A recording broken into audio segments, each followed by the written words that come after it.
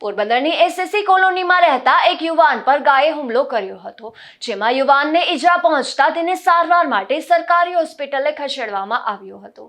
પોરબંદરની એસએસસી કોલોનીમાં રહેતા અને એરપોર્ટમાં ફાયર વિભાગમાં કોન્ટ્રાક્ટ બેઝ પર ફરજ બજાવતા નીતિનભાઈ થાનકી તેના ઘરેથી બાઇક પર એરપોર્ટ ખાતે ફરજ બજાવવા જઈ રહ્યા હતા, ત્યારે એકાએક ગાયે તેનો પીછો કરી હુમલો કરતા તેઓને સારવાર માટે સરકારી હોસ્પિટલે ખસેડવામાં આવ્યા છે।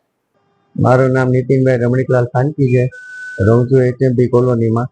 હું સવારે ડ્યુટી ઉપર જતો હોય ત્યારે એક ગાય સફેદ કલરની મારી પાછળ દોડી અને મને ફેંકી દીધો અને શીંગડા અને પગ મારવા માંડી, તો પણ હું એને બચી ન શક્યો। મતલબ કે આજુબાજુ વાળાને કીધું કે બચાવ બચાવ, એ લોકોએ પથ્થર માર્યા, પછી વહી ગઈ। પછી દોડીને એક રિક્ષાવાળા ભાઈ આવ્યા હતા ને એને ઉપર લઈ એની માં બેસી અને ઘરે વયો ગયો। પછી ગાયને મૂકી દીધો, છોડી દીધો। મારે એ જ કહેવાનું કે પોરબંદર નગરપાલિકા વાળા છે ને, એ રખડતા જેટલા ઢોરને પકડીને ક્યાંક મૂકી આવે ને તો આવી બીજી અનહોની ઘટના ન થાય। શહેરમાં રઝળતા ઢોરનો ત્રાસ વધી રહ્યો છે, ત્યારે મહાનગરપાલિકાએ આ અંગે કાર્યવાહી કરવી જરૂરી બની છે।